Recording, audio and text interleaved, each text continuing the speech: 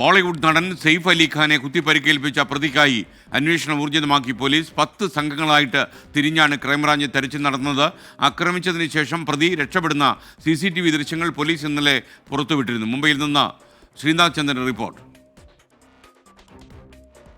ഭാര്യ കരീന കപൂറിന്റെ ബാന്ദ്ര വെസ്റ്റിലെ വസതിയിൽ വെച്ചാണ് സെയ്ഫ് അലി ഖാൻ ആക്രമണത്തിനിരയായത്. ഇന്നലെ പുലർച്ചെ 2:30-യോടെയാണ് സംഭവം. വീട്ടുജോലിക്കാരിയാണ് സെയ്ഫിന്റെ ഇളയ മകൻ ഉറങ്ങുന്ന മുറിയിൽ പ്രതിയെ ആദ്യം കണ്ടത്. 1 കോടി രൂപ ഇയാൾ ആവശ്യപ്പെട്ടെന്നാണ് ജോലിക്കാരിയുടെ മൊഴി. ബഹളം വെച്ചതോടെ പ്രതി അക്രമാസക്തനായി. തടയാനെത്തിയ സെയ്ഫ് അലി ഖാനെ അക്രമി കത്തികൊണ്ട് പലവട്ടം കുത്തി. വീട്ടുജോലിക്കാരിക്കും പരിക്കേറ്റു. പിന്നാലെ അക്രമി ഓടി രക്ഷപ്പെട്ടു. ഡ്രൈവർമാർ ആരും ഇല്ലാതിരുന്നതിനാൽ ചോരയിൽ കുളിച്ച നടനെ മകൻ ഇബ്രാഹിം ഓട്ടോയിലാണ് സമീപത്തെ ലീലാവതി ആശുപത്രിയിൽ എത്തിച്ചത്. 2 മുറിവുകൾ ആഴത്തിലുള്ളതായിരുന്നു. അതിൽ നട്ടലിനോട് ചേർന്ന ഭാഗത്ത് വിദഗ്ധ ഡോക്ടറുടെ നേതൃത്വത്തിൽ ശസ്ത്രക്രിയ നടത്തി. ആക്രമണശേഷം പ്രതി ഫയർ എക്സിറ്റ് വഴി രക്ഷപ്പെടുന്ന ദൃശ്യങ്ങൾ അന്വേഷണ സംഘം ശേഖരിച്ചിട്ടുണ്ട്. നടന്റെ ജീവനക്കാരായ 3 പേരെ സ്റ്റേഷനിൽ വിളിച്ചു വരുത്തി വിശദമായി മൊഴിയെടുത്തു. അതേസമയം മുംബൈയിലെ ലീലാവതി ആശുപത്രിയിൽ ചികിത്സയിൽ കഴിയുന്ന നടന്റെ ആരോഗ്യനില മെച്ചപ്പെട്ടു.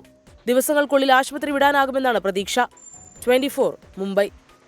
എന്തായാലും ആശ്വാസകരമായ കാര്യം, മുംബൈ ലീലാവതി ഹോസ്പിറ്റലിൽ ചികിത്സയിൽ കഴിയുന്ന സെയ്ഫ് അലി ഖാന്റെ ആരോഗ്യനില ഇപ്പോൾ മെച്ചപ്പെട്ടിട്ടുണ്ടെന്നാണ്.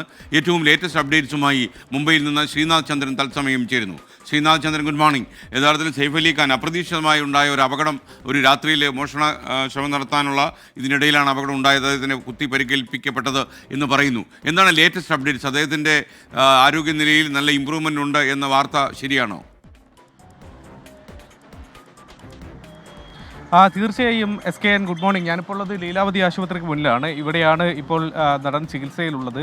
ICUവിലായിരുന്നു ഇന്നലെ രാത്രി വരെ അദ്ദേഹം ഉള്ളത്. മാറ്റിയിട്ടുണ്ടോ അവിടെ നിന്ന് എന്ന കാര്യത്തിൽ ഒരു സ്ഥിരീകരണം നമുക്ക് ലഭിച്ചിട്ടില്ല. ഇന്നലെ അദ്ദേഹത്തിൻ്റെ നട്ടലിനായിരുന്നു കാര്യമായൊരു ശസ്ത്രക്രിയ വേണ്ടി വന്നത്. അവിടെയാണ് ആഴത്തിലുള്ള മുറിവ് അദ്ദേഹത്തിന് ഏറ്റത്. അവിടെ കത്തിയുടെ ഏതാണ്ട് 2.5 ഇഞ്ച് വലുപ്പത്തിൽ ഒരു ഭാഗം അവിടെ തറച്ച് കിടപ്പുണ്ടായിരുന്നു. അത് പിന്നീട് ശസ്ത്രക്രിയയിലൂടെയാണ് നീക്കം ചെയ്തത്. ന്യൂറോ സർജന്മാരുടെ നേതൃത്വത്തിൽ, വിദഗ്ധ ഡോക്ടർമാരുടെ നേതൃത്വത്തിലാണ് ആ ശസ്ത്രക്രിയ നടന്നത്. മറ്റ് പരിക്കുകൾ, 6ഓളം പരിക്കുകൾ അദ്ദേഹത്തിനുണ്ടായിരുന്നു. ആ പരിക്കുകളൊക്കെ തന്നെ പലതിലും പ്ലാസ്റ്റിക് സർജറി അടക്കം ഇന്നലെ തന്നെ പൂർത്തിയാക്കിയിട്ടുണ്ട്. ഏതായാലും ഈ ശസ്ത്രക്രിയകൾക്കൊക്കെ ശേഷം അദ്ദേഹം ഇപ്പോൾ നിരീക്ഷണത്തിലാണ്. ഏതെങ്കിലും തരത്തിൽ ആരോഗ്യസ്ഥിതി ഇപ്പോൾ ബെറ്ററായി വരുന്നുണ്ട്. ഏതെങ്കിലും തരത്തിൽ അത് മോശമാവാതിരിക്കാനുള്ള ഒരു കരുതലാണ് ഡോക്ടർമാരുടെ ഭാഗത്തു നിന്ന് ഉള്ളത്. 2-3 ദിവസം കൂടി ആശുപത്രിയിൽ ഏതായാലും തുടരേണ്ടി വരും. അതിനുശേഷം വീട്ടിലേക്ക് പോയാലും കുറച്ച് നാളേക്ക് ബെഡ് റെസ്റ്റ് അദ്ദേഹത്തിന് വേണ്ടിവരും എന്നതാണ് നമ്മൾ മനസ്സിലാക്കുന്നത്. ഏതായാലും പ്രതിയെ പിടികൂടുകയാണ് ഈ കേസിൽ ഏറ്റവും നിർണായകമായ ഘട്ടം. ഇന്നലെ അയാളുടെ മുഖം വ്യക്തമായി ലോകം കണ്ടതാണ്. ഇയാൾ എവിടെയാണ് എന്ന് കണ്ടെത്താൻ ഇയാൾക്കായുള്ള തെരച്ചിൽ ഇപ്പോൾ പോലീസ് വ്യാപകമാക്കിയിട്ടുണ്ട്. നേരത്തെ 10 സംഘങ്ങളായി തിരിഞ്ഞാണ് ഇയാൾക്ക് വേണ്ടിയുള്ള തെരച്ചിൽ നടത്തിയതെങ്കിൽ ഇപ്പോൾ ആ സംഘം വിപുലീകരിച്ച് ഏതാണ്ട് 20ഓളം സംഘം സംസ്ഥാനത്തിനകത്തും പുറത്തും ഇപ്പോൾ തെരച്ചിൽ നടത്തുന്നുണ്ട്. എത്രയും വേഗം അയാളിലേക്ക് എത്താനുള്ള ശ്രമമാണ് നടത്തുന്നത്. മാത്രമല്ല, എങ്ങനെയാണ് വീടിനകത്തേക്ക് ഇയാൾക്കൊരു ആക്സസ് കിട്ടിയത് എന്ന കാര്യത്തിൽ ഇപ്പോഴും ദുരൂഹത അതേപടി നിലനിൽക്കുന്നുണ്ട്. വലിയ സുരക്ഷാ വീഴ്ചകൾ ഇന്നലെ ചൂണ്ടിക്കാട്ടിയതാണ്.